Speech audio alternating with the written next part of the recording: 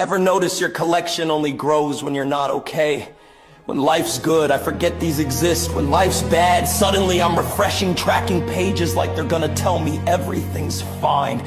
I don't buy toys because I'm happy. I buy them because they arrive. They make sense. They come with instructions when nothing else does. They don't argue. They don't judge. They don't ask why I'm quiet lately.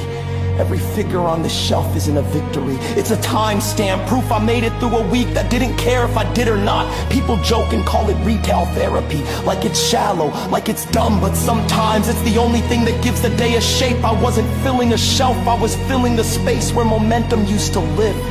And yeah, maybe it's plastic, maybe it's ridiculous, but it stayed when other things didn't. So if your collection only grows when you're unhappy, that's not weakness, that's survival. Leaving receipts, the shelf isn't a shrine. It's a record that you're still here.